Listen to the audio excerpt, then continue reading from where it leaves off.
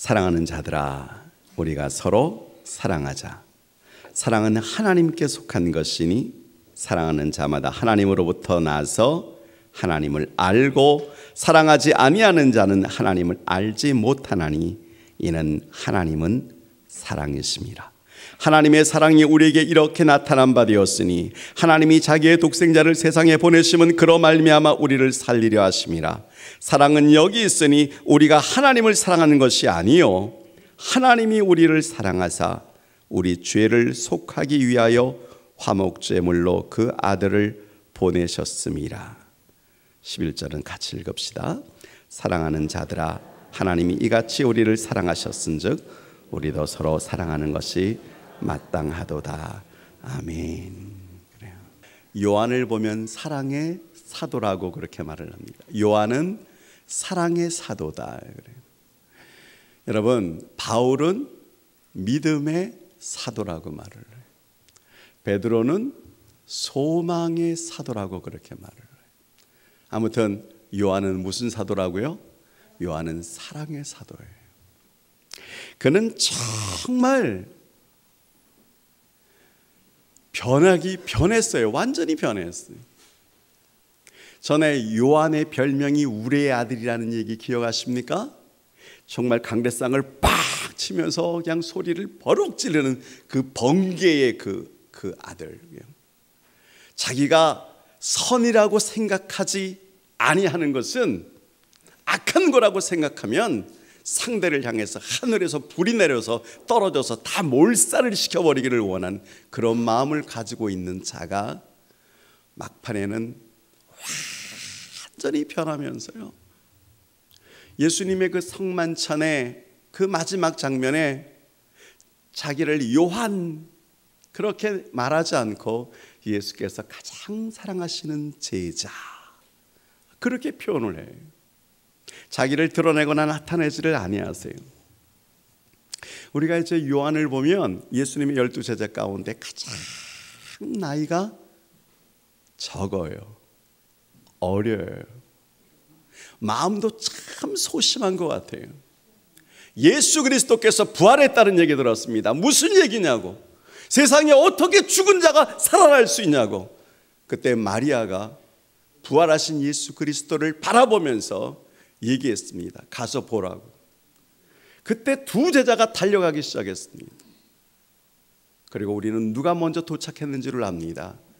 베드로와 요한이 달려갔는데 젊은 요한이 먼저 부활하셨다고 하는 그 예수님의 무덤 앞까지 왔지만 미처 들어가지 못하는 두렵고 떨리고 소심한 배경을 가지고 있는 그런데 나중에 예수님께서 정말 바닷가에 나타나셨습니다. 얘들아, 너희에게 고기가 있느냐 묻습니다. 제자들이 밤새도록 고기 잡았는데 못 잡았는데 배 오른편에 그물 던지라고 하니까 던집니다. 그리고 요한은 그 사건이 너무나 충격적이기 때문에 153마리 그 물고기 숫자까지도 기록을 하고 있을 때에 제자들이 그 멀리서 외치는 그 사람이 누군지 알기를 원했을 때 그 중에서 유일하게 말한 자가 있습니다. 존, 요한. 그는 입을 열었습니다. 주시라, 주님이시라. 왜요? 그 멀리서 그 모습만 보아도, 얘들아 그럴 때에 그 음성만 들어도 그분이 주님이시라는 것을 알았어요. 여러분, 그 요한이 모든 제자들이 다 뿔뿔이 흩어졌습니다. 예수님이 고난의 십자가를 지십니다. 그리고 마지막에 골고다라고 하는 곳에 다 완전히 벗김을 당하고 그리고 그 나무 위에 조롱당하면서 있었습니다. 그때 예수님께서 말씀을 하실 때에 그 수많은 사람들 가운데서 제자 요한을 발견했습니다. 그의 제자들이 다 뿔뿔이 흩어졌는데 예수님이 불과 일주일 전에 그 예루살렘에 올라가실 때 모든 사람들이 다 호산나 다윗의 자손이여 외치던 그 자들이 조롱하고 있는 그 현장에 제자 요한을 바라보셨습니다. 그리고 예수님 말씀하셨습니다. 보소서 아들이니이다. 그리고 이어서 요한을 바라보면서 내 어머니라. 그때부터 제자 요한은 예수님의 육적인 어머니 마리아를 자기 집에 데리고 가서 평생 동안 보좌를 했습니다. 그러한 자를 여러분 무슨 상을 주면 좋겠습니까? 그러한 자에게 어떤 은혜를 베풀면 좋겠습니까?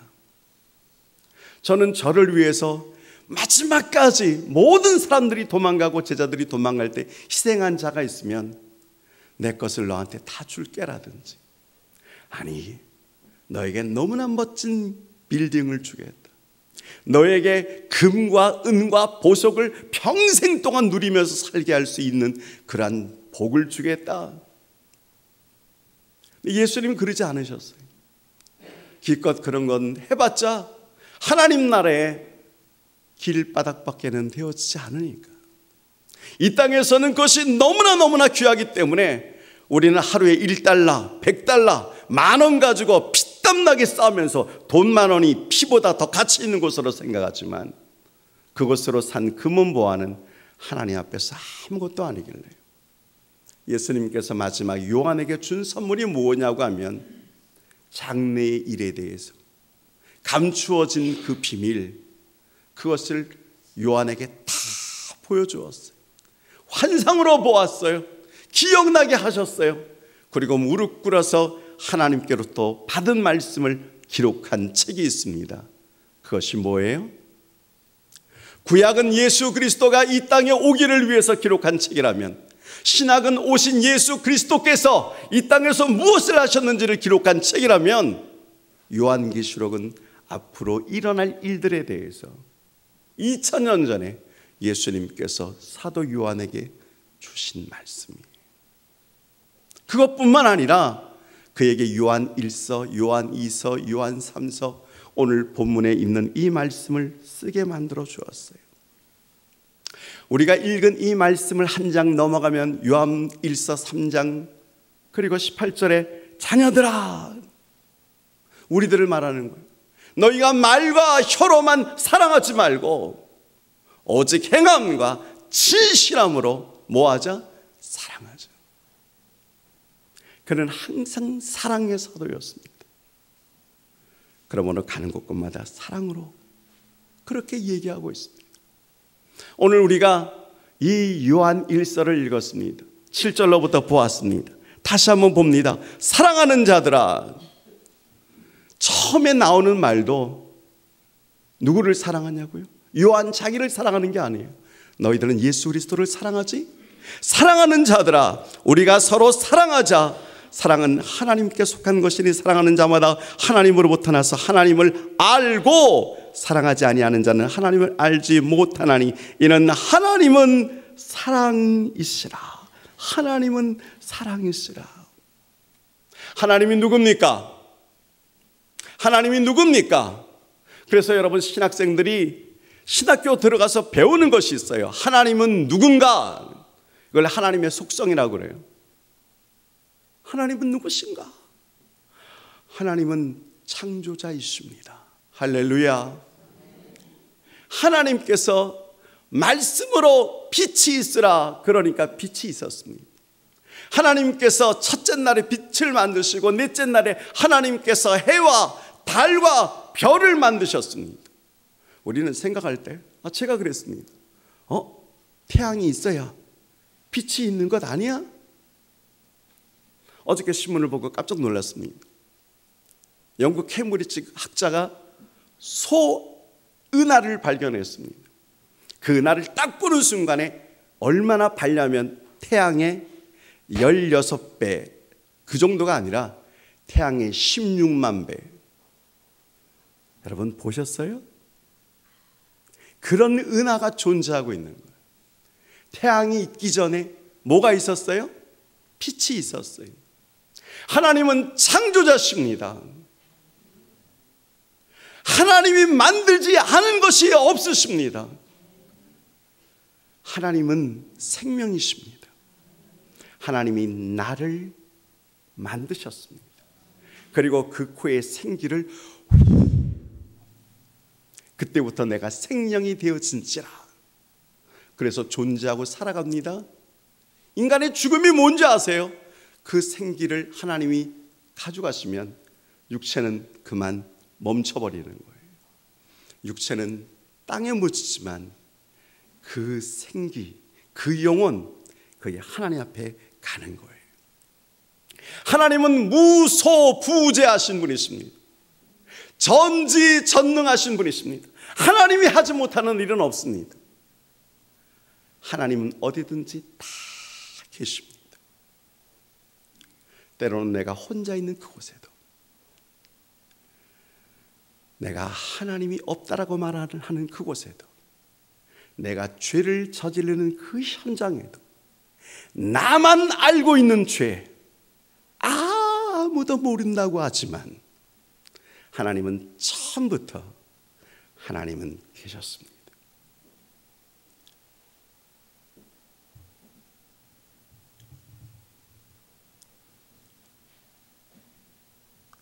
그래서 요한이 고백하는 거예요.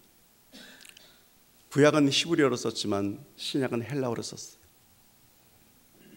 Ho Deus agape estin. Ho Deus agape estin. 하나님은 사랑이시라고요. 요한은 아무리 묵상을 하고 아무리 생각을 해도 하나님은 사랑이시라고요. 그게 요한이 느낀 메시지예요. 저는 아주 어릴 때 하나님은 구름 타고 다니신다고 생각했어요. 그리고 하나님은 지팡이 다 이렇게 들고 다니시면서 나를 철철철철 쫓아오시다가 내가 좀 좋은 일을 하면 구름 위에서 씩 웃으시지만 내가 조금 더 잘못하면 쏜살같이 내려와서 막 한 대 치시고 그리고는 정신 차려라 그러면서 올라가시는 두려운 하나님, 무서운 하나님. 그래서 항상 기도할 때도 오 예수님, 주님 그렇게 시작했지. 오 전지전능하신 하나님 이렇게 기도를 하지를 못했었습니다. 여러분은 하나님을 어떤 분으로 알고 계십니까? 어떤 분에게 말을 했더니 그래요. 하나님은 아버지시래요. 그래요. 하나님 아버지 그래도 마음에 감동이 이렇게 와요. 어떤 분에게 하나님 아버지니까 쌍! 우리 아버지? 그게 아버지야? 엄마를 개패도 패고 나를 갖다가 여러분 그러면서 네 소원이 뭐냐 그랬더니 나 마지막 군대 가는 거예요. 나는 아버지랑 살아가고 싶지 않아요. 그에게 하나님은 아버지라 그럴 땐 치가 떨리겠죠. 여러분은 어떤 하나님을 섬기고 계십니까? 여러분의 하나님은 어떤 분이십니까? 요한은 고백합니다. Ho Deus agape estin.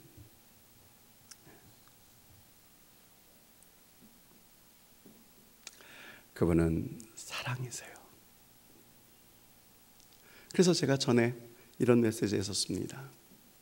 야, 하나님이 사랑이라면 하나님은 무지무지하게 사랑하셨겠네.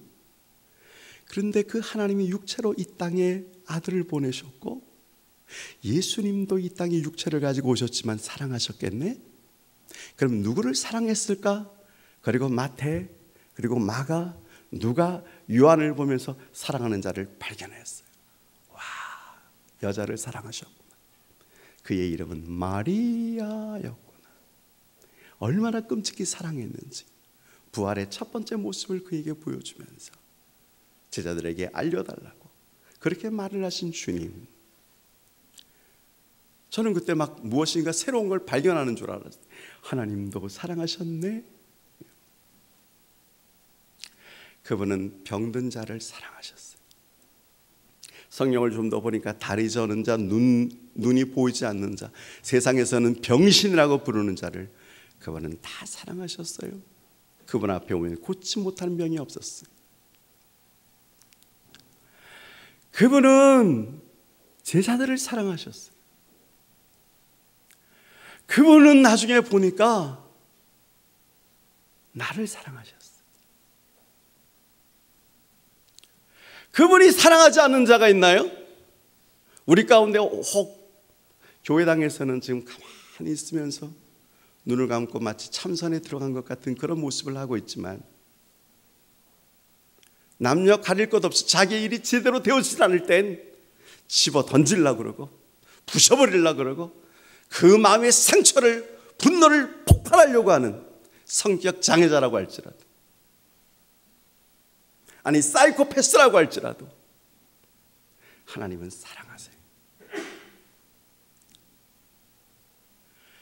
아무리 악독한 자라고 할지라도, 죄를 진 자 중에서도 죄를 진 자 가운데서 제일 마음속에 막 이렇게 떠오르는 사람이 이중인격자예요. 밖에서는 예수하고 전혀 상관이 없어. 교회당에 들으면 아유, 나는 이래봐도 제가 목사예요. 제가 아무개예요. 혼자 있을 때의 그 마음, 그리고 같이 있는 공동체 안에서의 생각이 이중인격자예요. 근데 그러한 자를 하나님 사랑하실까요? 전 싫어요. 아니, 저는 가까이 오는 것도 싫어요. 저는 웃음소리도 싫어요. 저는 숨소리도 싫어요. 근데 하나님은 사랑하세요.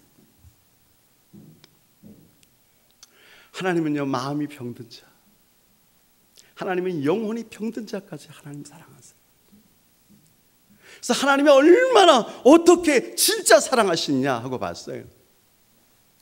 그랬더니 요한복음에 사도가 쓴, 그 요한이 쓴 요한복음 13장 1절에 하나님이 이렇게 썼어요.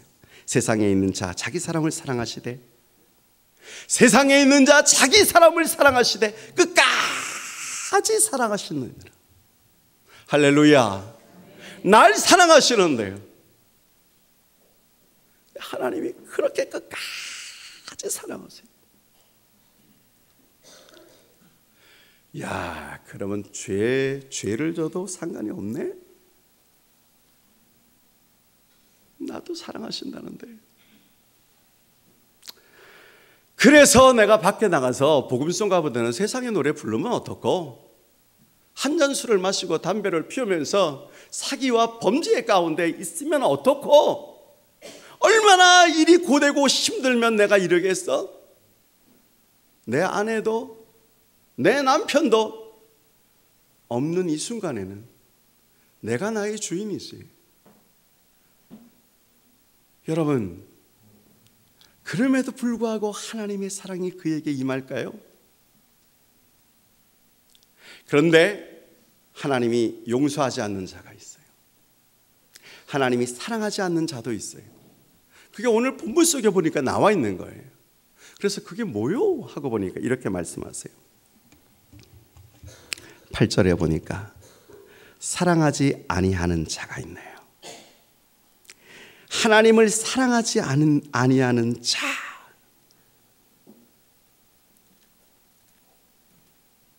그 사랑하지 않는다는 그 말이 무엇일까 보다가 7절에 있는 하나님을 알고, 안다라고 하는 그 히브리어의 의미는 야다라고 하는 뜻이잖아요. 여러분, 이준석 아십니까? 아세요? 노원 병에 무슨 안철수하고 나와가지고 붙었던, 아세요? 아, 예. 그런데 문제는 이준석 씨가 여러분을 알까요? 우리가 하나님을 알고 그랬을 때, 나 하나님 알아요. 난 하나님을 알아요, 내가. 하나님이 당신을 알까요?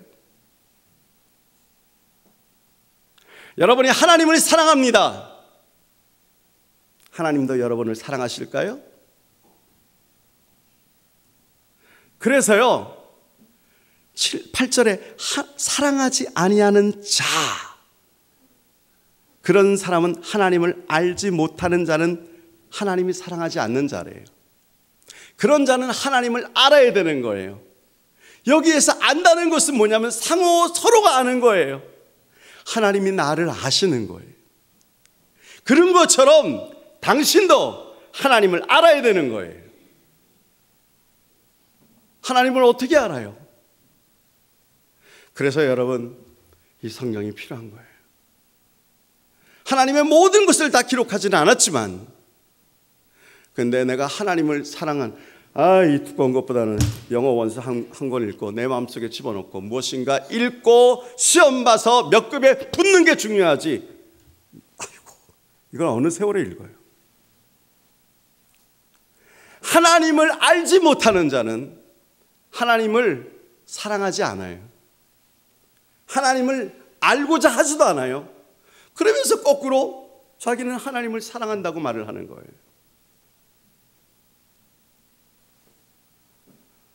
여러분, 정말 하나님을 사랑하십니까? 즉 하나님을 아십니까? 그러기 위해서 저는 이 생각을 했습니다. 하나님이 미워하시는 것은 죄 미워하시잖아요. 죄라고 하는 것은 신문에 나는 기사들, 걸리면 부모와 떨어지고 세상과 떨어지고 아무튼 교회와 떨어지면서 갇히는 거잖아요. 개망신을 당하면서요. 예를 들면 살인한 잔 용서할 수가 없죠. 인터넷 채팅하다가 여자애를 꼬셔가지고 호텔방까지 데리고 와서 그리고 겁탈을 하고는 그리고 그에 있는 것을 빼앗기 위해서 목을 눌렀어요. 그리고 붙잡혔어요. 그래서 언도를 받았어요. 어저께 제가 그 신문을 보면서요, 30년 언도를 받았는데 대법까지 올라갔는데 대법에서 아니야, 10년 더해. 그래서 40년 언도를 받았어요. 나는 이해가 안 돼요. 왜냐고 하면 간첩 잡았는데 간첩 7년 언도하더라고요. 간첩을 7년을 언도를 하는데 이게 이해가 안 됐어요. 죄라 그러면 우리가 그걸 생각해요. 그런데 성경에서 말하는 죄는 살인, 간음, 도둑질, 음란, 거짓, 사기, 배신 이런 게 죄가 아니에요. 물론 그런 것도 죄예요. 십계명에 나와 있어요. 그런데 진짜 죄가 뭔지 성경이 우리에게 뭐라고 말하는지 아세요? 성경이 죄에 대하여라 함은 우리가 요한복음 16장 이것도 요한이 말한 거예요. 요한복음 16장 9절에 기록되어져 있어요. 그게 죄예요. 거기에 보니까 죄에 대하여라 함은 그들이 나를 믿지 아니하며 그랬어요. 무슨 얘기냐고 하면은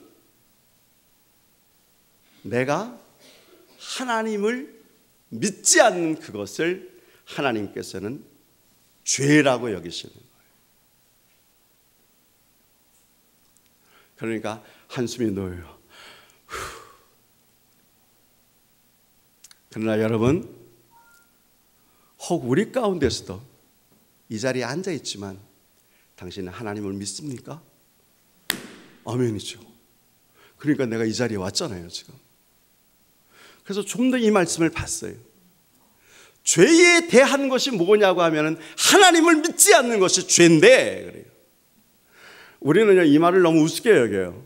우리는 무슨 생각하냐면요, 신앙은 종교라고 하는 건 다 똑같아. 기독교나 불교나 뭐 어떤 종교든지 다 착하고 선하고 아름답고 죄짓지 말고 그렇게 사는 것이 그게 죄잖아. 그게 종교는 그거잖아. 착하게 살고 바르게 살고. 그러면서 기독교가 우스워져요. 외골수가 되어지고 무슨 하나님만 꼭 믿어야 된다는 얘기를 하고, 종교는 보편적인 거야. 다 같은 거야. 오늘날 모든 젊은이들이요, 얘기하면 다 그래요. 그래서 떠나요. 목사님, 뭘 믿으면 어떻습니까? 뭘 믿으면 어때요, 목사님? 그래서 제가 여러분 4월 1일 날 여러분은 금요기도회 때 하신 말씀 기억나세요? 네? 열심히 다니는 그 교인이 말이죠, 이제 교회를 떠나겠다는 거예요. 그거는 집안의 반대가 너무 심하고 남편이 불교를 믿고 시어머니도 절에 나가는데, 그래서 목사님 다 고맙지만 이제는 교회를 떠나려고 합니다. 제가 절에 가려고 합니다.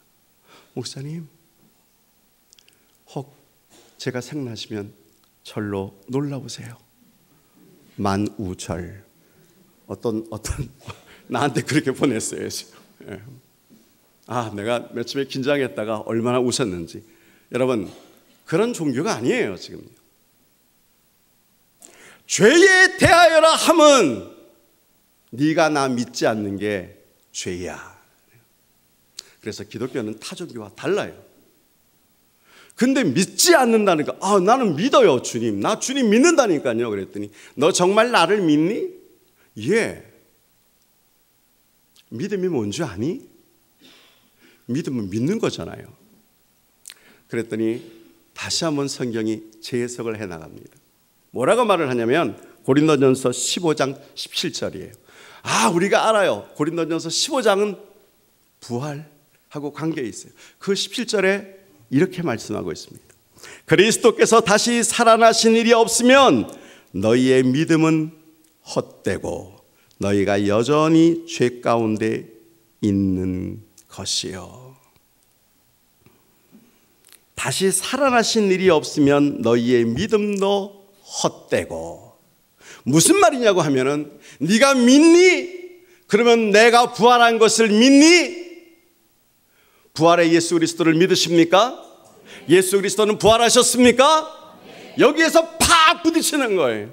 여기서 고백이 터져 나오는 거예요. 그래요 예수님, 나는 예수 그리스도가, 부활하신 예수 그리스도가 나의 모든 죄를 위해서 죽으셨고 죄에 대한 문제를 해결하셨다는 것을 난 아는 것뿐만 아니라 난 믿어요. 이게 믿음이에요. 그렇다면 오늘 우리 가운데서 예수 부활, 죽은 자가 살아났다고. 임마, 종교는 착하게 살고 종교는 거짓말하지 않고 뭐 그렇게 사는 거지, 무슨 죽은 자가 부활. 너 그게 이해가 되냐? 너 성경에서 말합니다. 마귀도 믿고 귀신들도 믿고 떠느니라. 근데 그렇게 말하지 않았어요. 뭐라고요? 귀신들도 알고. 이 사실은 진리이기 때문에 귀신들도 알아요. 그러나 그들은 안 믿는단 말이죠. 그러니까 예수 그리스도, 그가 우리 가운데 오셔서 우리의 모든 죄의 문제를 해결하시고 그 해결했다는 증거로 부활하신 것을 믿는 그 믿음이 주님 앞에서 진짜 믿음이란 말이에요.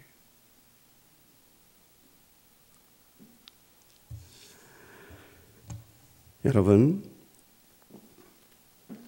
혹 저는 이런 생각합니다. 목사로서 여러분들을 이렇게 바라보면서요,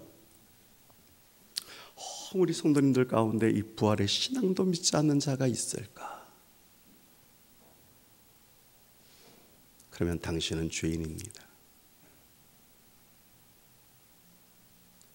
당신이 머리로는 이해가 된다고 할지라도 신앙은 머리로 인정되어지는 것이 아니에요.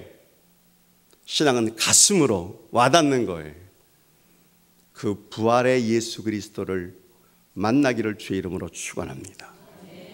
정말 부활의 예수를 만나기로 여러분 작정하시고 여러분의 입술로 선포하시기를 주의 이름으로 축원합니다.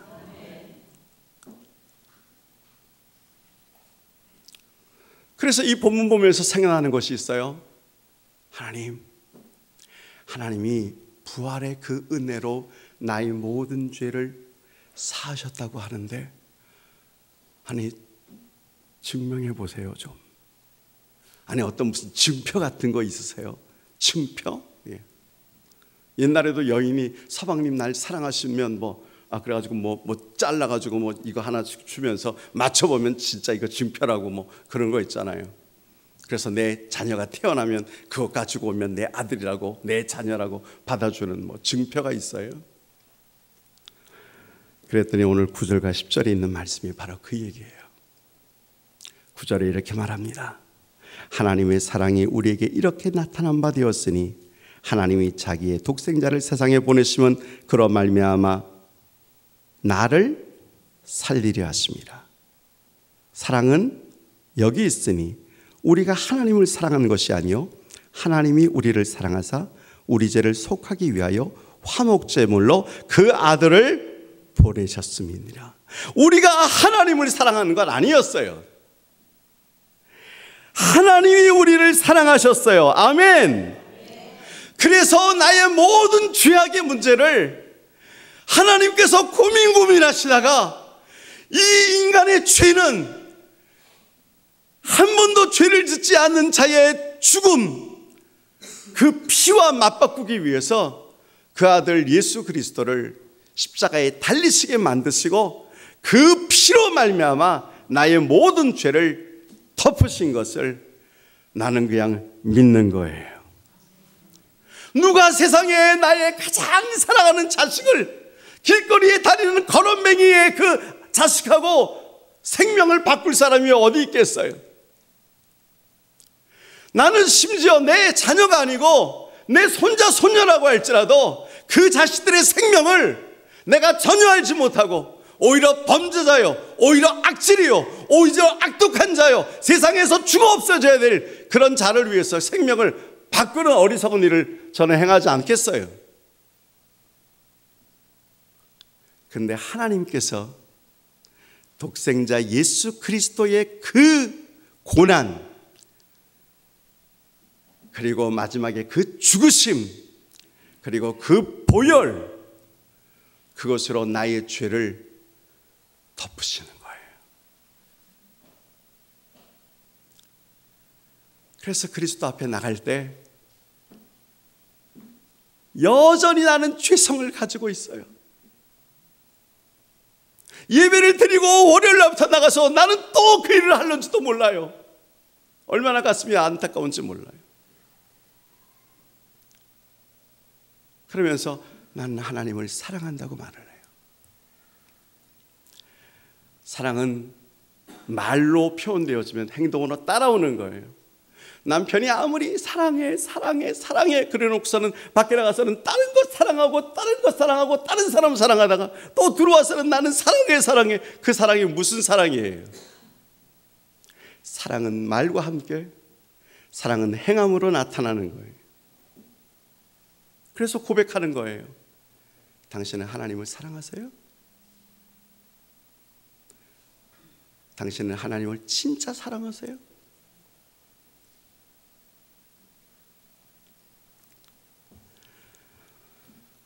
그래서 마지막 결론을 맺습니다. 하나님의 그 사랑이 무엇으로 나타나냐면 희생으로 나타나더라고요. 희생. 어저께 설교 준비가 하도 안 돼서, 물론 이 본문이 아니었어요. 그래서 집에 와가지고 그냥 9시에 그 KBS를 이렇게 봤어요. 정말 이 시대에 12.5%에 해당하는 청년 실업자들이 있더라고요. 일본과 한국을 이렇게 나타내 주면서 그 아이들이 그렇게 몸부림치는 모습, 한번 살아보겠다고 버둥버둥하는 그 모습, 그러면서도 부모님과 연락할 때 그 추운 방에서 텐트를 또 깔고 거기에 누웠으면서도 그 엄마랑 얘기할 때, 엄마 나 사랑해, 그래 자식 사랑한다. 청년 실업 여러분, 제가 하나 느낀 거 있어요. 우리 때는 대학 나오면 직장은 그냥 맡아놓고 가는 거잖아요. 지금처럼 공무원 시험이 무슨 60대 1, 70대 1 이런 건 아니었잖아요. 그러니 우리가 아무리 어려웠다고 할지라도 요즘 청년들이 살아가는 이 피땀 나는 이 피 터지는 세상을 보면요, 정말 힘들죠. 진짜 어렵죠. 그러면서 고생하는 거, 그것도 희생이에요.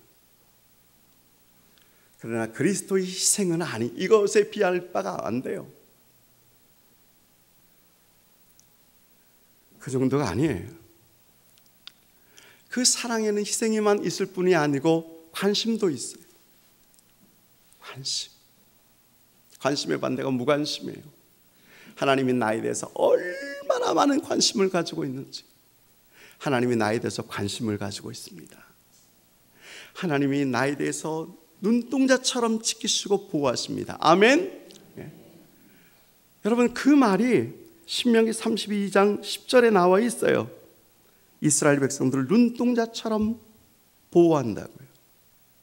그래서 그 십자가에는 관심만 있는 것이 아니고 책임도 있더라고요. 그게 주님이 나를 사랑하는 거예요.